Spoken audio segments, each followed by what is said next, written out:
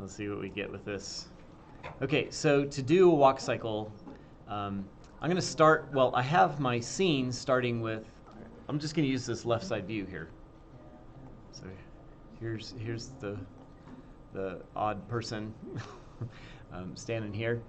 I might want to pan that back. So he's going to start at the left here at frame, I don't know, 0, right? But before I get going and messing this file up, right, I'm going to save as, and maybe, I don't even know where that is. Yeah, it's on my, so I'm going to click the plus, right? And so if you'll notice what it saved it as, it adds a 1 to it, right? So now this is a totally different file, right? So I have my original stick guy all preserved or whatever. And so now I can pose him and then add another file to begin the walk or whatever. In case I totally screw it up, I can revert back to that. Now there's a way to do that in here. We can bookmark different states or whatever, but having different files is also a good way to back stuff up. So anyway, I kind of need 2 viewports here.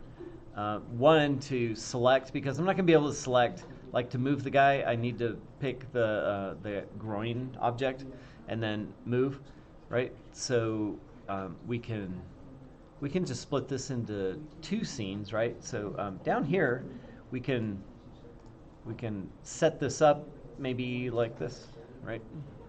So I'll make this not the top view, but I'll hit L for the left view. So that could be that. And then this one, I'll just put it as perspective so I can, you know, get stuff selected nicely. How about that? So that's probably an easy way to do it. Okay, so yeah, we'll proceed. Most of everything we're going to do is just in rotating the objects, right? And so we'll use the spheres for that. However, the middle sphere here, that groin muscle or groin sphere, will be the one that moves the entire object, right? So we'll get the guy, the stick person, moving, doing that. So I'm going to pose him on the 0th frame and set a keyframe. So I'm not going to even turn on auto key to do this yet. So I just got to get him posed into that first contact position. So he's not standing straight up, so he's going to be just kind of angle the legs, bend the back knee, and get that foot kind of touching the ground. We don't have a bend in that foot, so I'm not too worried about it going through the floor too much. But you know, maybe he has some stiff shoes on, like work boots or something, where he's not going to bend it or whatever. And then, right, so that forward, so the arm and the leg are opposite in direction. So as the forward foot goes forward, the back, that same side, the right foot goes forward, the right hand goes back. And similarly, the left foot goes forward and the left foot hand goes forward. So there. Okay. I didn't really change his hands too much, or so I do want to adjust that a little bit. So put it at half a hemisphere, so it looks sort of like a hand, and just make it bigger. Move it forward a little bit, so he has some hands going on. Yeah, something like that, I guess. And it's not a good idea to animate scaled things. So a couple things, and I want to do is put that back in a good position. Just centered it on the arm so it'll pivot, so the wrist will pivot that way. That's good. Do the maybe I'll just delete this. Well, no, I'm not. You can have different size hands. Everybody does. So hemisphere, and we'll scale it. Should have paid attention. Oh, I think I can right click on this. And I'm just going to copy that number so his hands will be the same. Just paste that number in there. There we go. So I scaled it the same. Use my left side viewport to match that up more or less. Oops. Yeah, I'm in view, so that X is now different. Yeah, close enough. And then change the pivot to the middle. Close enough. Okay, one more thing. Now that it can pivot about that wrist, I want to reset. There's down in that same hierarchy panel, there's the reset scale, right? So click that one, reset scale. So now if I select that and I right click on get the transform, now the scale has been, it's at 100% now. So any animated kind of motion with it should not like totally skew it, which can happen. All right, good enough. Okay, I think I'm ready to animate. Right. So posing, right? Got to get this guy posed. So probably get the rotate tool, and I would like to just put it at world so that the rings, the colored rings, match the view. So that would help. Okay. All right, so we'll start with the right leg, and we want the right leg forward, straight, and just rotate it, really. So I'll just use that viewport. And it's nice to have the angle snap on, so I can just put it back exactly. So looks like, yeah, that would work. I'll select the other hip joint there and go back to that view and work it back. Now, this is gonna be a little easier that it's out of the way. I'm gonna bend his leg, so that means the hip doesn't have to go back as far, right? So, and then I'm just using the grids to try to line that up so that looks sort of roughly there. So I need to move, right? So I'll move that down, and I'm just gonna place the forward foot and then just rotate that knee or the hip. In this case, probably the hip would get. Yeah, now I probably do want to hit A to on the keyboard to uncheck that angle rotation so I can get it. So I can just make sure that the feet are kind of touching the same plane. It may be helpful to put a floor down too, but I got a grid here, and that black line being the grid should be okay. So almost done. Just rotate that hand, the right hand back, the left hand forward. Now I have a habit of clicking on the ring, making sure that I'm constraining that motion just for, in one direction. But once I do that, then that ring turns yellow, and so I can grab, I can just click and drag on the next object, and it's already constrained. So that's something that can speed things up a little bit. So you can, I'll just put his hands down, right? Hands are kind of just limp, going back a little bit, maybe even further. Oops. Now so maybe back a little, and then this hand can go forward. Okay, a slight bend in the back elbow, well, in both, right? So back elbow a little bit, this elbow a little bit. That shoulder could be forward a little bit. So the hands are roughly even as well. So.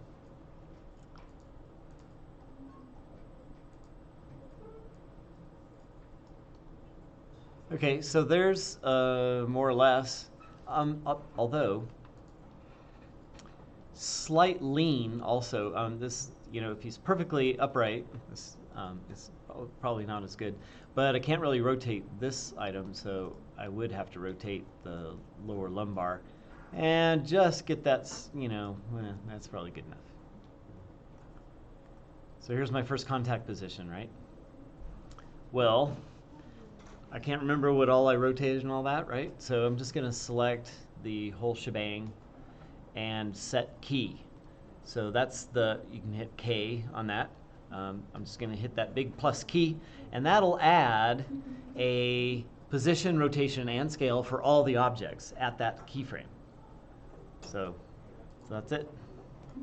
And so now I have this big old mess of keys on that one for all the objects on that. So a couple advantages of doing it that way is you can get back to it, right? So I slide my time forward, I start animating, and it gets all out of control. I can slide back to the beginning one, delete the frame, delete all the other keyframes, and I'm back to this contact position that I was okay with. Okay. All right. So 6 frames forward, right? So we're going to do this on a 30 frame cycle. Although typically you do it on 12s or 16s or 24s, but that's just drawn animation, so we can do whatever we want. In this case, got the contact, and now the foot, basically the heel, is going to rotate on that heel, and the foot's going to contact the ground, and the knee's going to bend on the forward foot, and the back foot's just going to kind of stay in that same position and just kind of rotate through the ankle or whatever. It's going to rotate, and the hands get a little more spread apart, so a little more balance, right? So that's the down position after that contact position. So let's see if we can make that happen. All right. So we'll bend the knee to where it's probably easiest to deselect, and bend that knee down until that foot is pretty much level, or maybe a little more than level. Yeah, you got a slight increase on that, on the shin there, so something like that, and then the foot can go back up to level.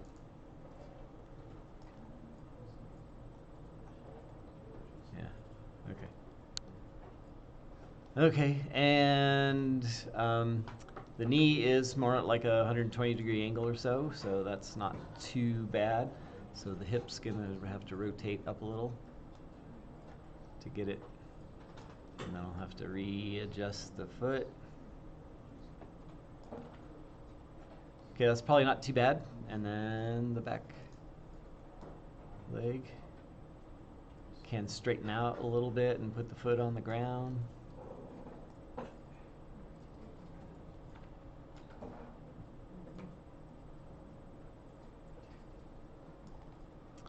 Okay, that's all pretty good. So that would be the posing of it. Of course, I didn't slide forward in time or whatever. So let's just undo that, I guess, because now I've just edited that keyframe back. So I'm gonna get that guy back to where he is and slide my time frame. I think I'm right there. Okay. Keyframe. Now I can slide forward 6 frames and then do that again.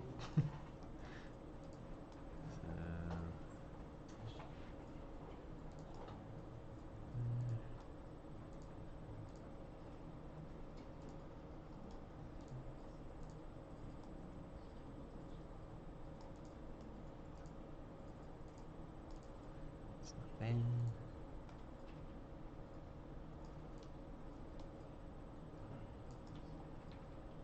Okay, shoulders go out a little bit more. Back. Back.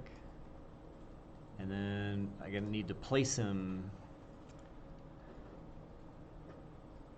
to where those to where they meet. And I forgot to turn on the animation, so let's go back again.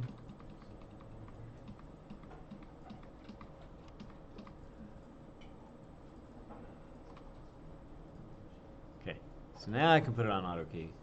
And I want to keep the grid in the right position, otherwise his feet will slide all over the floor. So there we go. Let's just do that again.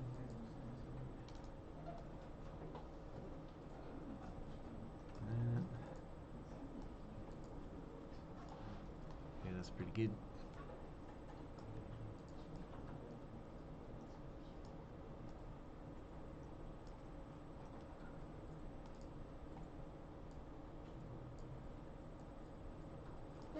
like that. Maybe just a little bit further back and a little bit further forward. Oh yeah, I didn't get that knee right. Something like that.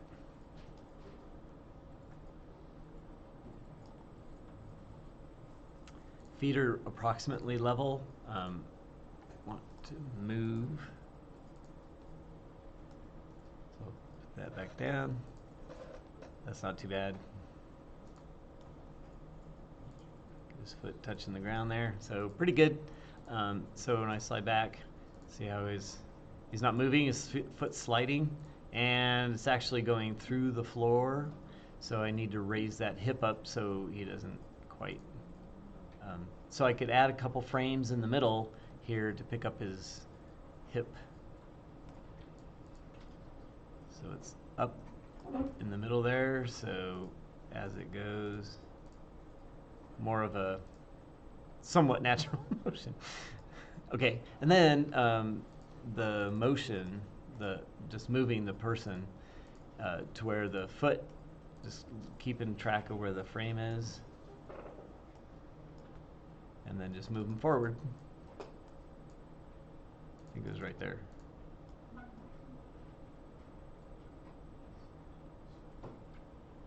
I didn't want that foot lifting up though. So that hip right there keeps that foot on the ground, and going back and moving so his foot doesn't slide, adding keyframes where it needs. So that's a little bit better. It's a little jerky, but I don't care. I mean, that's close enough for me right here. Okay, so there's, I don't know if I need to swing the arm back a little bit and do whatever else, right? So there's the down position, slight motion there. And to frame, just to add 6 more frames and go on to the posing the next frame, just keeping those feet, mainly the feet contacting the ground, rotating off. This is all about forward kinematics, as they call it. So then this leg just straightens up, and the person is in his passing position to where the head is rising up a little bit, and the arms are passing themselves, and the feet are passing, so that's called the passing position. So we'll go on to that next step. So keeping in mind where the feet are. And so that leg, basically leg and body are all the same, so I'm just going to move the person up and to the right to where this is in line, so about 2 grids. So about right there and up. And then I can rotate the leg back down almost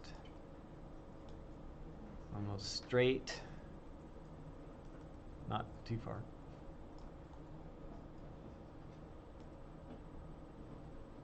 Okay, that should position the Florence Nightingale right here.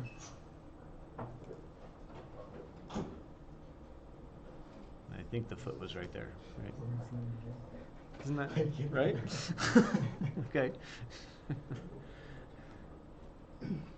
Okay, so I went back a little bit.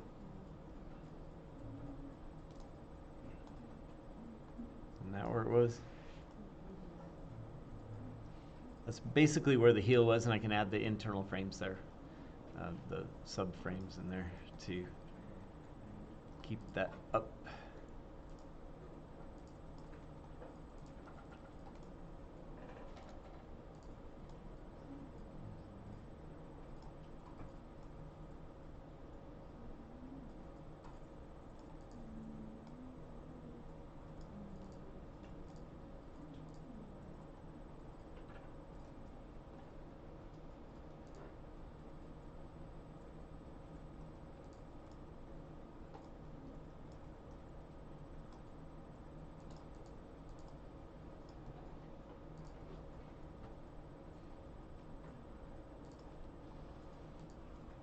Okay, once I get that position okay, Can rotate the other leg to a passing position, rotate the knee a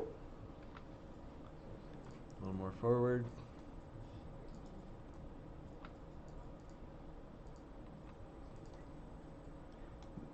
Doesn't have to be that exaggerated, but picked up the knee and lower the shoulders.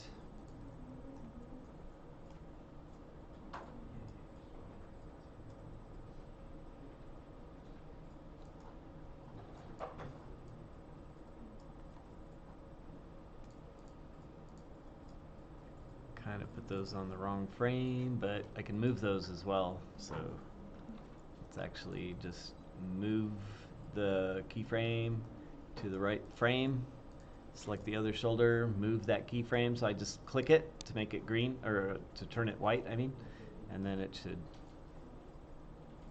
there. So no more Florence, right? Now it's just normal Joe.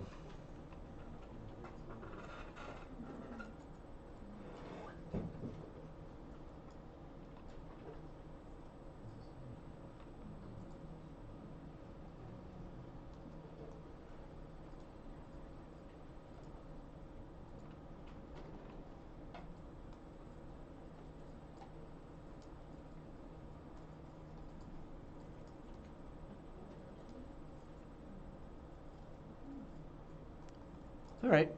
You want to keep going, or do you want? You're good.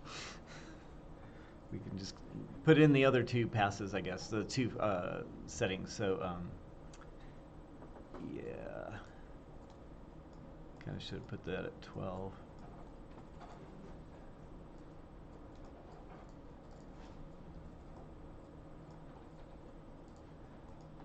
Yeah, guess we're good.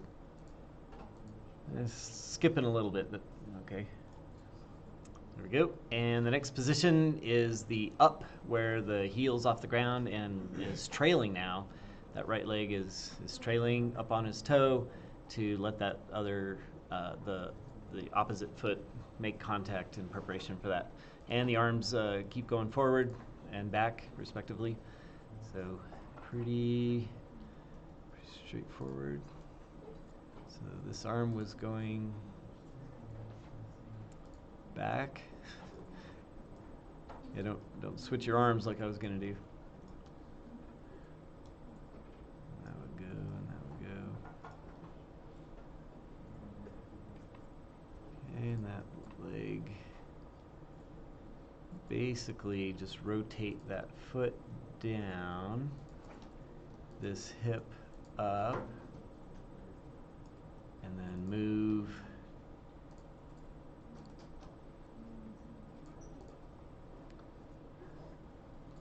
the position to where that foot doesn't change. Needs to go forward a little bit.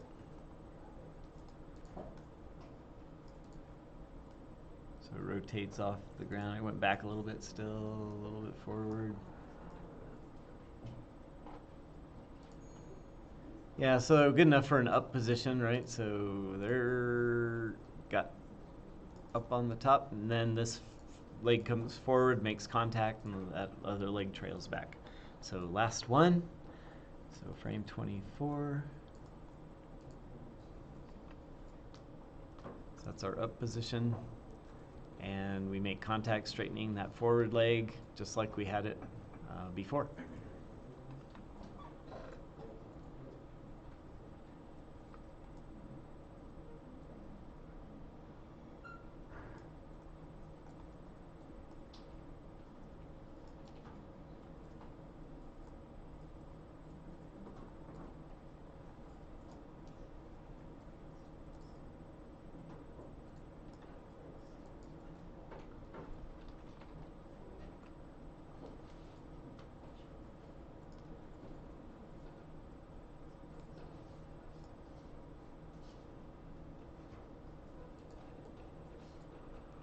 A little far forward, so maybe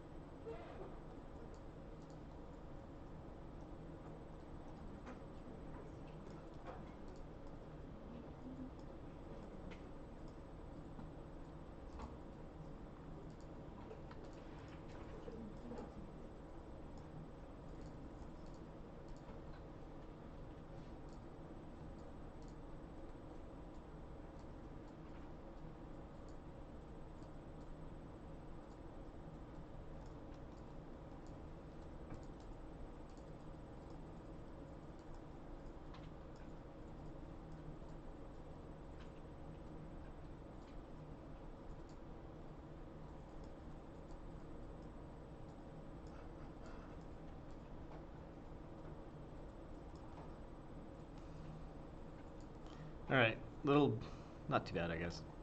Okay, there's one half of a cycle done here, and you can add frames in there if it's sliding around too much. You know, there's a couple places where it doesn't quite match, but those can be slightly remedied.